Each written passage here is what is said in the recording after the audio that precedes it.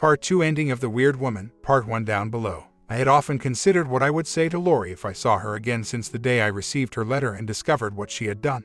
I had sorely missed the chance to let out my fury, to call her names and insist on answers to all the questions she'd neglected to ask. But I was astounded when it really did happen. She was here, and I couldn't express how happy I was to see her again. I was limited to staring at her while standing there. She said, "Hello, John," with caution. "May I come in?" I moved back from the doorway as if everything was automatic, and she walked in and sat down on the couch as if nothing had happened. I couldn't resist examining her. She remained a lovely woman. Her slight weight gain seemed to suit her well. She appeared older, though, as evidenced by the creases on her cheeks and the lines beneath her eyes that I had forgotten.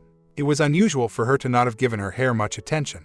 I remembered how she used to tease Emily with her too young clothes, but at least her clothes fit her age. At last, I remarked, "You really have a lot of nerve showing up here." "Believe me," she whispered in a monotone voice. "I know you must despise me. I know how much I've hurt you." I was trying to contain my growing rage. "I don't think so, Lori. I don't think you have any idea what you've done to Emily and me. Forget about the pain of being deserted by my wife and Emily's mother. Forget the humiliation of being left for another man. Forget about the fact that you went without a word, an explanation, or even a goodbye. Your disappearance made me the subject of a police investigation. They searched our house and impounded my car to look for blood stains. Thanks to you, my reputation has been stained. Our friends abandoned me and I almost lost my job at the university. I've gotten crank phone calls and hate mail because total strangers decided I had killed you and hidden your body. There are people out there who would have been willing to lynch me if things had gone on much longer." I stopped shouting and turned down the volume after gasping for air. "So no, I don't think you have the slightest idea how badly you hurt me." Her face turned pale as I was yelling, and she hung her head, unable to take my rage. She looked up after I was done, and I noticed tears streaming down her cheeks. With a quiet voice, she pulled a tissue from her handbag, cleaned her eyes, and apologized profusely, saying, "I had no idea about any of that, John." I said sternly, "I'm afraid saying sorry doesn't cut it." I couldn't resist asking after all those months of wondering, even though I should have sent her away right then. "Why did you do it? What made you abandon Emily and me?" Whimpering, "I didn't intend to do it," she said. "We started with a little flirting and some sexual innuendo, and the next thing I knew I had fallen in love with him and was in a full-blown affair. It was so exciting, and he made me feel so young. I didn't mean for it to happen, it just did." "Oh, yes," I replied with disdain. "That's good old Lori, all right, impetuous and carefree, headstrong and unbelievably selfish. So selfish that you were perfectly willing to throw away your husband of 20 years, not to mention abandoning your very own daughter, so you could pursue your little affair." She sobbed, "No, you're wrong. I hated to hurt you and it killed me to leave Emily, but I just couldn't face her, not after what I'd done." Although I had assumed who her boyfriend was, I was now positive. "So you seduced Brandon Hilton. You stole your daughter's boyfriend and ran off with him. What a fine mother you turned out to be." She argued, "That's not true. I was trying to protect Emily. I forced Brandon to break it off with her." The moment I heard it, I knew it was a lie. "No, you weren't trying to help Emily. You forced Brandon to dump Emily to prove you were more desirable than she was. No wonder you couldn't face your daughter. That's just pathetic." She just put her hands over her face and wept, without even trying to refute my claim. By no means was I done asking questions, though. "So after you'd won the competition with your daughter, you just decided to disappear, to vanish without a word of explanation, without even packing a bag?" "It wasn't like that," she retorted. "I left work early that day and went to his apartment too. Well, you know. Anyway, when we were finished and lying there, he told me he was leaving town that afternoon. I begged him not to, but he was adamant. He got up to get dressed, and when I saw the suitcase he had packed, I thought, he's dumping me just like he did Emily. Then he turned and said, 'Well, are you coming or not?' I realized that he wasn't leaving me, he still wanted me with him. I was ecstatic and crazy about him and, well, I just got in the car with him and we left," she recounted with a smirk, as if that. Although I had always known Lori to be impetuous, this exceeded my expectations beyond measure. I was shocked to hear, "You left with only the clothes on your back." She blushed with humiliation. "Well, I had some of my clothes at Brandon's apartment that I'd taken over in my gym bag, you know, so I could change if I needed to after bonding."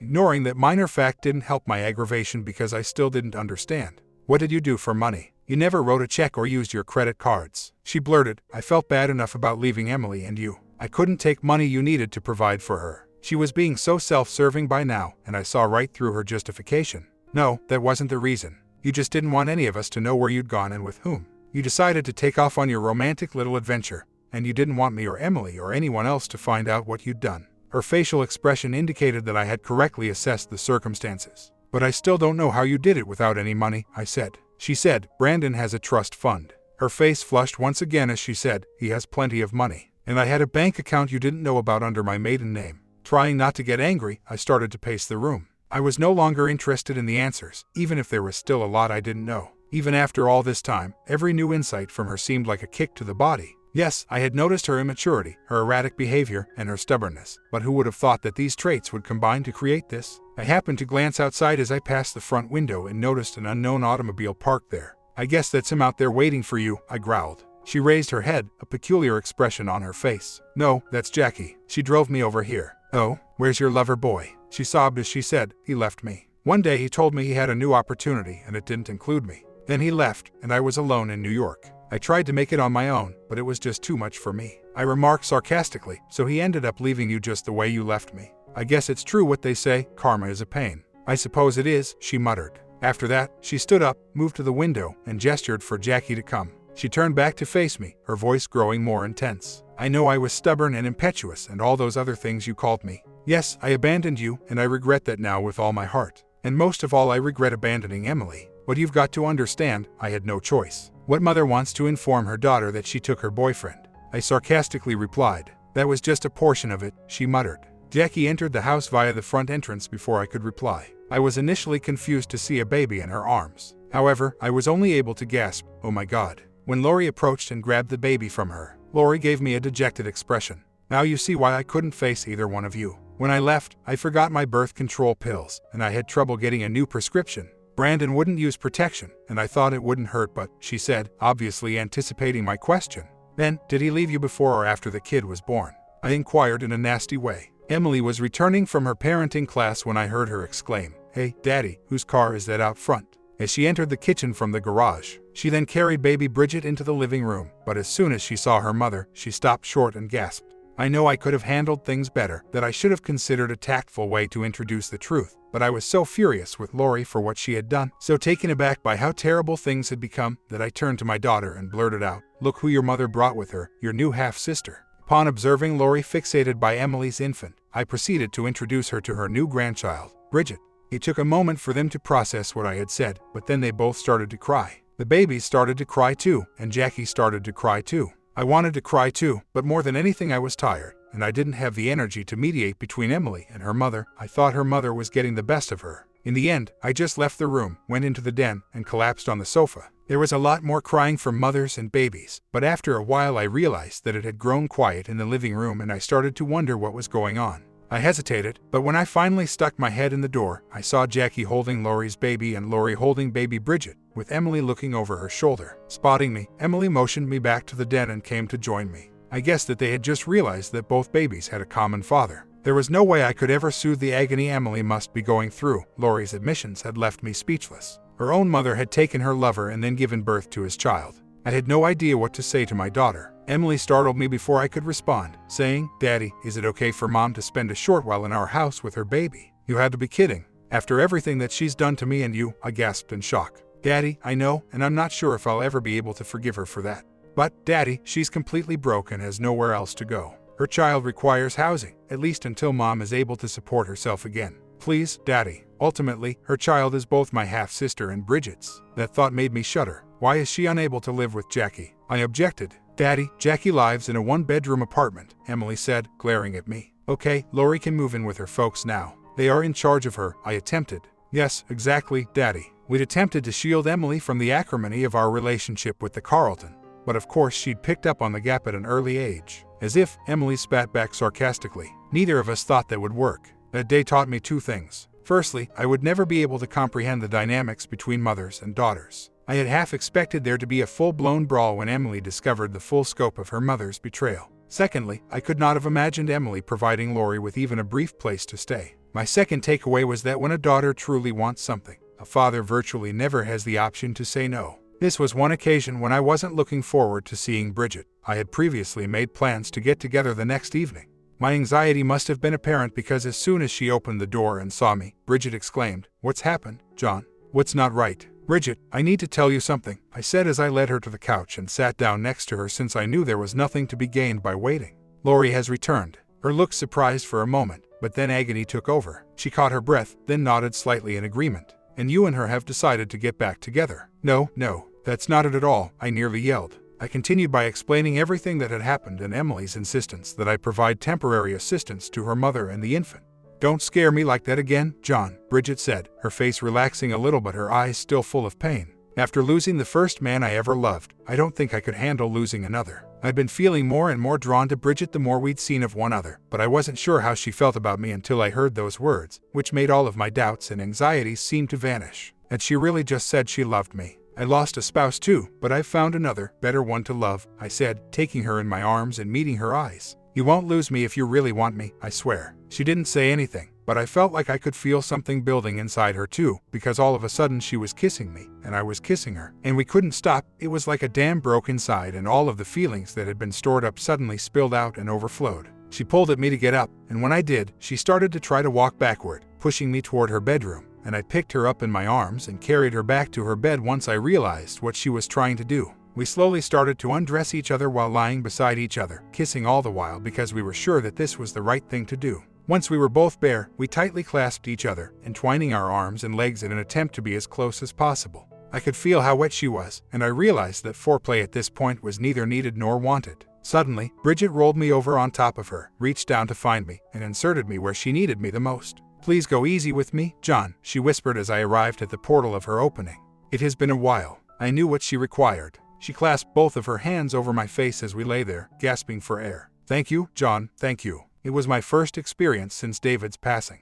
I had assumed I would never experience love again. I gave her another kiss and grinned, feeling as though my lengthy nightmare was coming to an end. Our lives now fell into a strange new routine. Bridget and I started spending every moment together, but we decided to stay apart, at least temporarily. First, we didn't want to rush things. Second, I still had two mothers running around our house caring for two babies, plus a busy nanny that Bridget found who came every weekday to help out. She was a godsend, allowing Emily to keep going to classes and Lori to start looking for a job to support herself and her child. And though I continued to try to help, in actuality I was the odd man out. That had a regrettable side effect. I had more free time and was consumed by thinking back over everything that had happened to me. It may sound strange, but the happier I was with Bridget, the less happy I was with Lori. Emily and her mother had managed to get along through their shared experience of raising their children, but I felt nothing could make up for my ex-wife's betrayal and my anger at the harm she had caused, not just by cuckolding me but also by disappearing in a way that raised suspicions about me. But as time went on, I noticed that my anger was turning more and more against Brandon Hilton, the one person who had managed to avoid the fallout so far. He was the one who had defiled my daughter, tempted my wife, and probably irrevocably tarnished my reputation.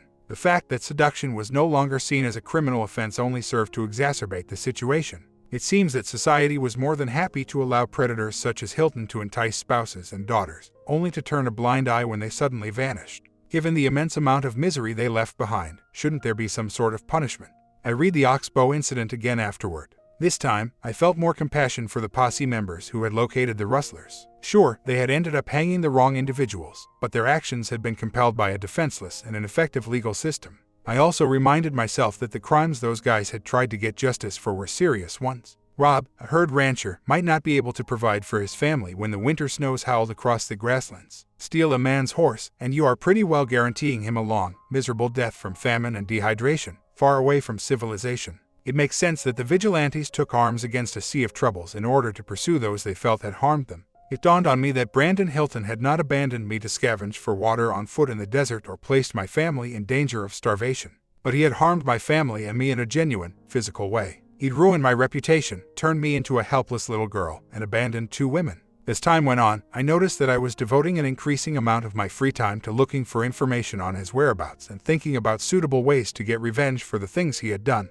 The majority of college instructors, especially those in the liberal arts, don't get paid all that well. Our household income had been severely cut by Lori's pay loss, and now I had to pay for a nanny to help with the infant's care in addition to the additional mouths to feed. I had no means of paying a detective service to find my nemesis, so I had to rely on the poor man's substitute, the internet.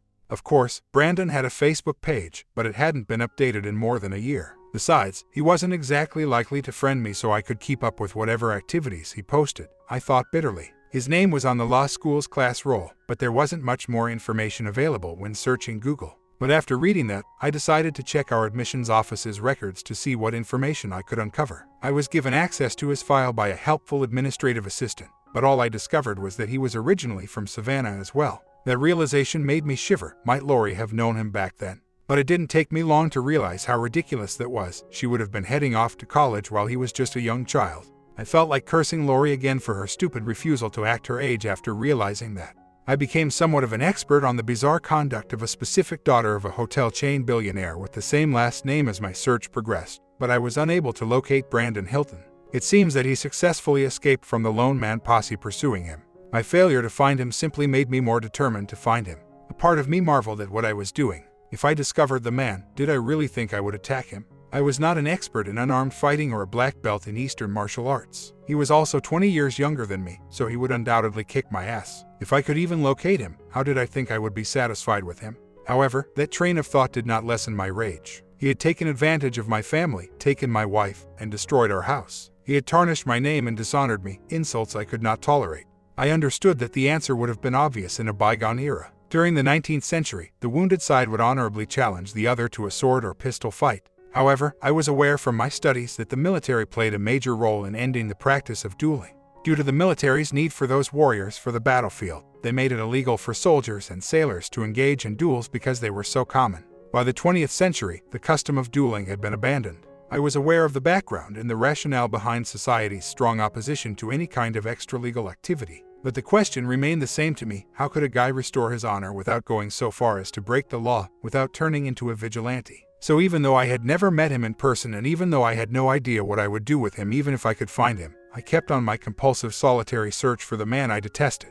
However, that didn't stop me from sneaking over to the internet every few days to check for any fresh information. I had almost given up on ever learning Brandon Hilton's whereabouts by the time April arrived. I was prepared to acknowledge his disappearance and the likelihood of never seeing or hearing from him again. I was therefore taken aback one evening when a search I was doing really turned up a hit from the Savannah Morning News. I was astounded by the narrative when I read it. I gave Bridget a call right after to ask if I might come over and discuss my finding. I was unable to tell Emily about it for fear of upsetting her, and I had no desire to tell Lori about the development, but I was unable to keep it to myself. "I've found him," I said, giving Bridget the newspaper printout. "You won't believe what he's done now." "I don't understand, John. I know you hate Brandon, but what does his getting married have to do with you?" she said, scantily returning the item to me. It dawned on me that Bridget was incapable of comprehending the gravity of the news, which was why I couldn't understand why she wasn't surprised. "Bridget, Lori's maiden name was Carlton," I yelled. "That bastard is engaged to be married to Cecily Carlton, to Lori's sister and Emily's aunt." She said, "Unbelievable. Why won't he leave the Carlton family alone? It's like he has a vendetta against the Carlton women." I tried to think it through, but I hadn't considered it in that way. "No," I replied slowly, "I don't think that's what's going on. I mean, he certainly knew that Lori was Emily's mother. In fact, he probably got some sort of sick thrill from seducing the mother as well as her daughter. But as far as he knew, they were Lori and Emily Manning. It's unlikely that he would know Lori's maiden name. He probably doesn't know that she and Cecily are related." "Maybe not," she said, "but I still don't understand how the Carltons could let Cecily get engaged to him after what he did to Emily and Lori." "That's the thing," I replied. "They don't know either. There's been virtually no contact between Lori and her family since she and I got married. I'm sure they know Lori is alive now, but they probably have no idea who she ran off with. Rufus Carlton probably thinks he's getting a promising young lawyer from Savannah for a son-in-law. If Brandon doesn't know and the Carltons don't know," Bridget responded, "then what do you care what happens in Savannah?" I gave a headshake. "Brandon may not know that there's any connection, but as far as I'm concerned, he's back again. He's like a thief who robs your house and then comes back later to rob it again. He owes me, and this time I'm going to do something about it." Bridget's face took on an anxious look. "John, what are you thinking? You're not going to try something foolish, are you? Violence never solved anything." Although I refrained from telling Bridget, as a historian I was aware that the proverb was untrue. "Do you believe that violence has never been a solution? Inform the Carthaginians of this after Cato encouraged the Romans to overpower their army, murdering all of their soldiers, enslaving their women, and sprinkling salt on their crops to prevent any growth for a period of 7 years. I considered that to be pretty much the end of the matter for Carthage. I only muttered, "I don't know what I'm going to do, but I can't stand idly by and watch this happen, though, so as not to startle Bridget." My mood only grew darker now that Brandon Hilton's whereabouts were known. It was no longer just a notion that I could exact revenge. I had to figure out what to do. I had always respected the law. As a historian, I was all too familiar with the results of people taking matters into their own hands in an attempt to exact revenge. But I could not stand by helplessly and let that monster get away with his predations after what had happened to me and my family. My sense of justice, pride, and honor all required that Brandon Hilton be held accountable for his actions. I finally made up my mind after a long, restless night. After I had eventually done so, I discovered that I could create a strategy to achieve satisfaction. Even though I was pressed for time, I believed that if I worked quickly, I could complete the task at hand. I now started using the internet to look up the actions I would need to conduct and purchase the materials I would require in order to reach my goal. I located them one by one. I hoped that by taking care of 2 babies, the other children would be sufficiently distracted to not notice how busy I was with my quest, even though I was frequently gone from home during this time running errands. I really didn't need a ton of queries and second guesses. However, Emily and Bridget were able to sense how I was feeling, and eventually, right before D-Day, as I dubbed it, they came up to me. One evening, as I was working on my computer, I looked up to discover Emily standing on my office's threshold, a worried expression on her face. I softly murmured, "Hey, baby, what's up?" She informed me, "Bridget is here. We need to talk to you." I hadn't intended to meet Bridget tonight, so this was strange. When Bridget came in the door, I immediately closed my web page and got up. She was not grinning. Emily spoke out before I could say anything. I gave Bridget a shady look and said, "Daddy, Bridget told me that you found Brandon." But all she did was fold her arms across her chest and give me a determined look in return. Emily persisted, "Daddy, I'm scared to death that you're going to do something crazy. I know how upset you are with everything that's happened, and you have every right to be. But if you wind up in jail or go and get yourself killed, that's only going to make things worse." Bridget moved forward and enveloped Emily's shoulder with her arm. "Please, John, Emily's right. Whatever it is you're planning, don't do it. I've already lost one man to senseless violence. I couldn't bear it if that happened again." I was tempted to abandon my ideas when I noticed the tears in both of their eyes. I wanted nothing to hurt these 2 women, who I loved more than anything else in the world. But I was just unable to cancel. One of the Cavalier poets once said, "I could not love thee dear so much, loved I not honor more." This thought occurred to me. I walked around my desk to give them both a hug. I tried to soothe them, saying, "Thank you for caring about me, that means a lot. But you 2 are worrying about nothing. I'm not about to do something stupid. You know me better than that." Emily raised her hopeful gaze to me. "Promise, Daddy." I gave Emily my little finger in a flashback to when she was a young child. I pledged, "Pinky promise, baby," and she grinned, taking my finger with hers. However, I noticed Bridget's doubtful expression, so I knew I hadn't tricked her. That's what I suppose happens to a woman who loses her husband in combat. I would have to exercise caution so as not to frighten her into attempting to stop me. I felt like I had reassured Emily rather well, but while I was still in school, she accepted a delivery from the UPS guy, so much for all my hard work. She gave me the box with a concerned look when I arrived home. "What is this, Daddy?" "The package says it's from the armory. It's heavy." I quickly recognized what it was. I had placed an order for it some time ago and had been concerned about its timely delivery. "It's nothing, baby, just a gift for a colleague in the history department. I told you." She remained silent for a while, but I could see uncertainty in her expression. That evening, Lori surprised me by entering the room and shutting the door while I was at my office verifying the driving instructions. She had kept her distance up until now after I made it very apparent that I was not happy with her and her baby staying in our home. I said icily, "Well, what do you want?" After giving me a brief glance, her cheeks flushed and she started crying. She paused to hold back a small cry. "I know I've hurt you badly and been unfaithful and made you suffer," and she had to stop again before continuing, saying, "And I know that I have no right to ask anything of you, but it's just, please don't get yourself hurt or thrown into jail or anything over me. I've done enough to you. I just couldn't bear it if I was the cause of even more pain for you, or Emily, or even Bridget." There I sat, unmoved. "That's your trouble, Lori. You always think that everything is about you. Well, this is not about you, it's about me. I'm doing what I need to do. You opted out of my life and you don't get to come back into it, now or in the future. Understand?" Her face became white, and she spun around and backed away quickly. After giving it some thought, I took out a copy of the Savannah Morning News wedding announcement from a drawer in my desk. I sealed it in an envelope after folding it. I then loaded up on everything I would require. D-Day was tomorrow, and I wanted to start as soon as possible. The following morning, I got up early, showered, and shaved. Then, I grabbed my things and made my way to the kitchen to have a quick breakfast before heading out.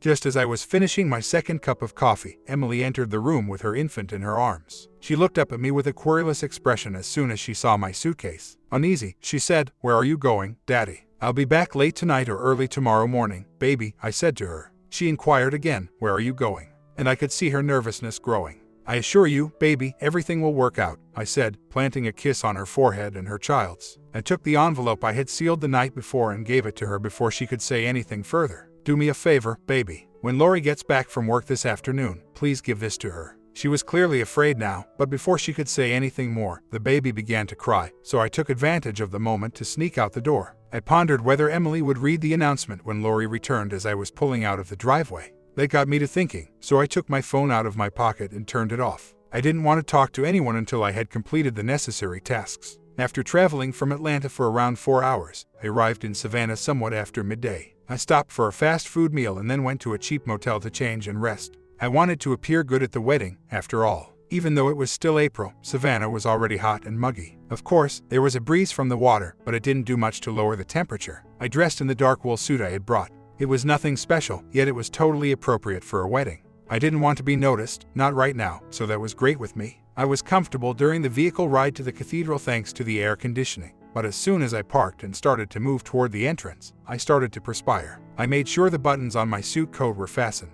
Only invited guests attended the wedding, but nobody ever looks over the list. I waited till a group of visitors ascended the stairs and stumbled into each other. As we waited for the ushers to lead the ladies to the pews, I even struck up a casual discussion with a couple. I told the usher that I preferred to sit on the bride's side of the aisle since there were more people seated there rather than because I didn't care about the Carlton family. Better hiding, I supposed. A wedding in the church was a beautiful occasion. Lilies and white roses swamped the altar, and the nave's high top was striking. The bride looked stunning as she made her way down the aisle on her father's arm in her beautiful white gown. That old reprobate was grinning broadly at the assembly. He strolled past my pew, and I made sure to look elsewhere. The priest asked if anyone knew of any reason why the loving couple shouldn't marry during the usual wedding mass. Though I was tempted to speak, I refrained. The environment wasn't suitable for what I intended to achieve. The congregation as a whole gathered at the country club for the reception following the ceremony. Not wanting to be the odd man out, I waited until the majority of the parking lot had moved on before following.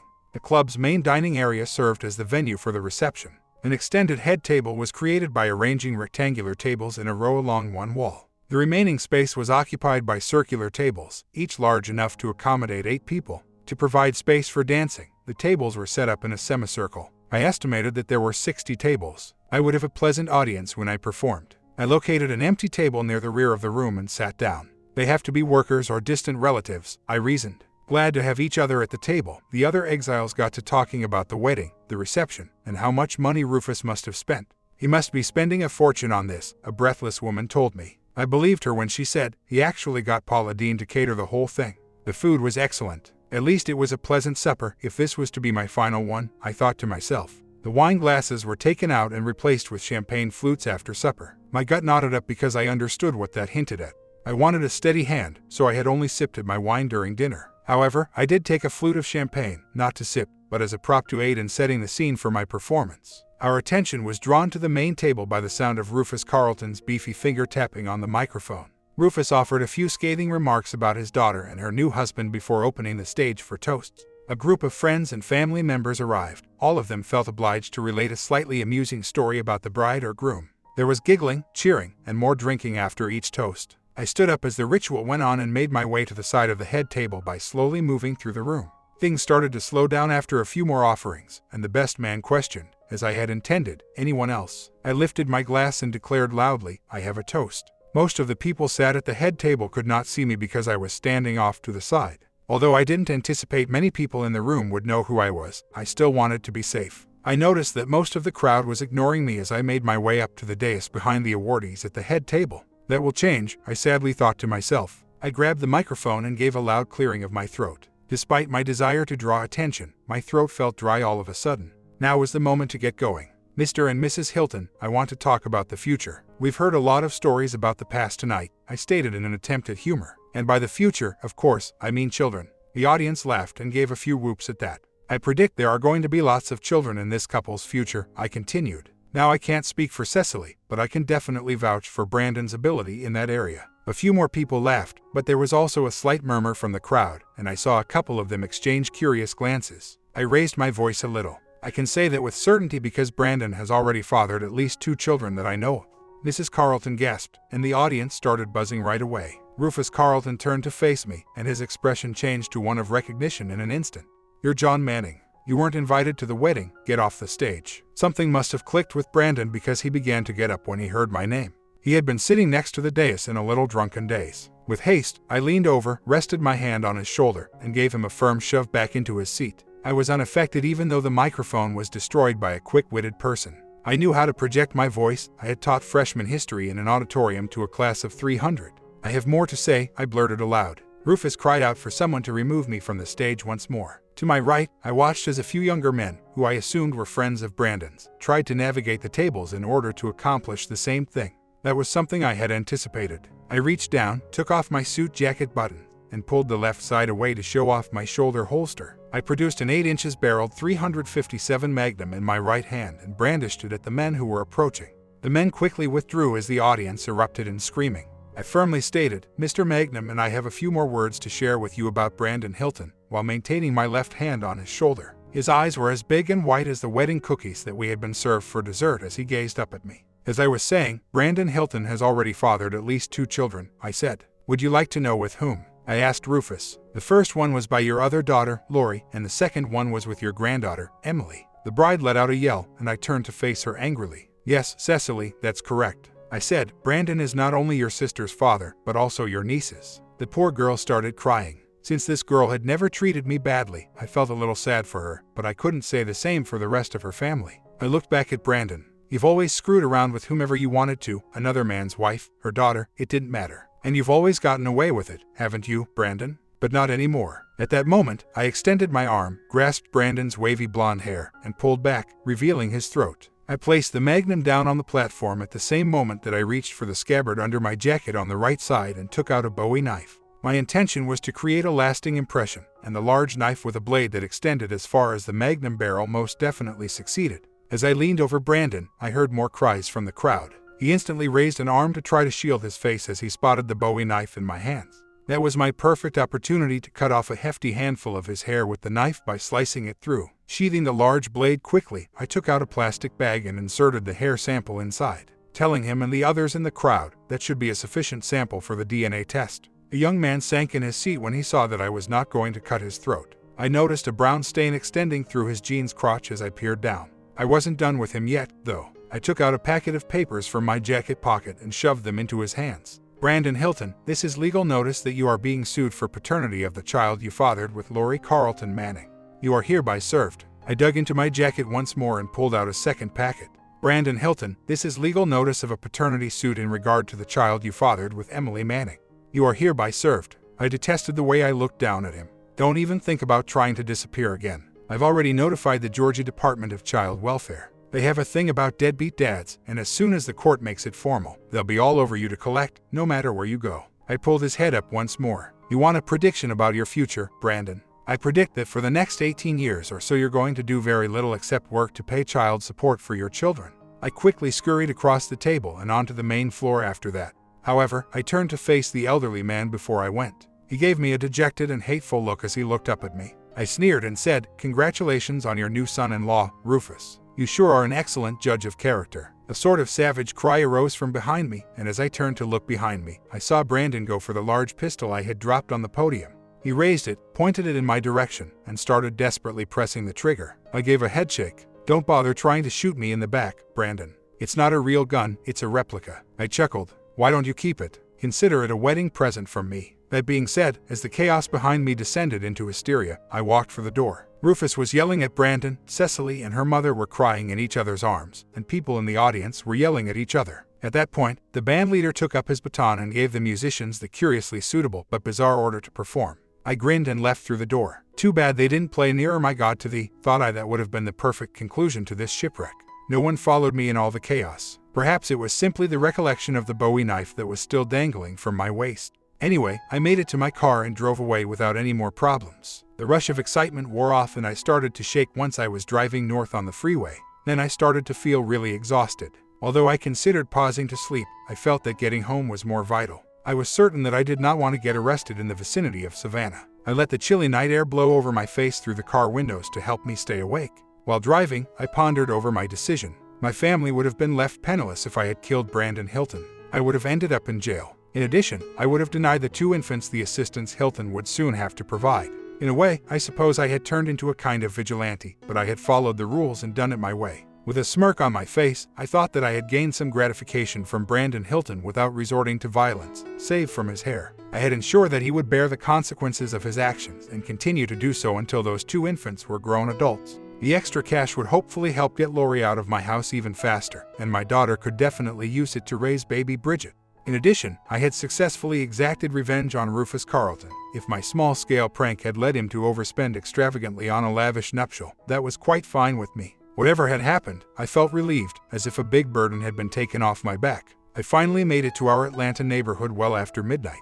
The main floor lights were all on when I pulled into the driveway, contrary to my intention to attempt to be particularly quiet when I went inside to avoid waking anyone. The door blew open as I started up the front step, and Bridget, Emily, and even Lori ran out, crying all over the place. Emily was the first to be at my side, sobbing as she collapsed into my arms. "Oh, Daddy, I was so scared," Bridget exclaimed as she caught up to me and tried to give me a hug while also hitting my arms and chest with her fist. "Don't you ever do something crazy like that again, John Manning.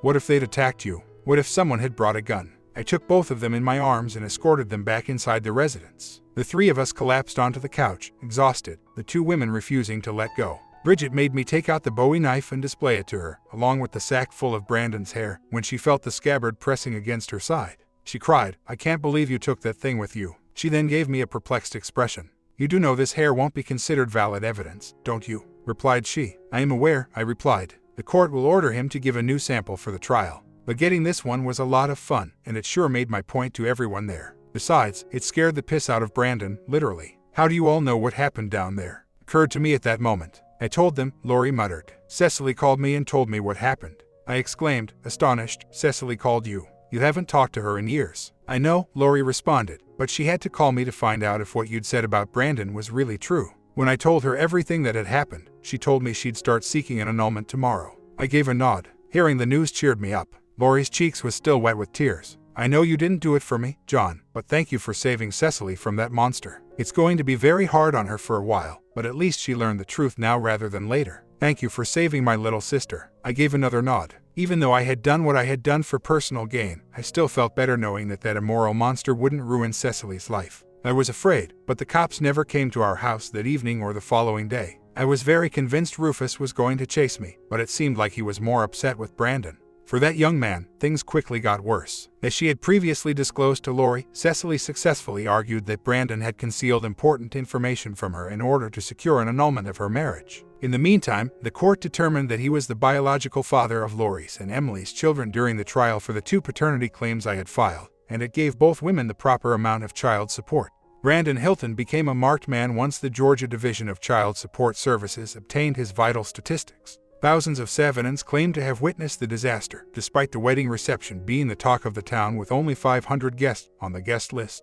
It should come as no surprise that Brandon left town soon after. I've heard that he is currently employed by the city of Macon in a low-level position.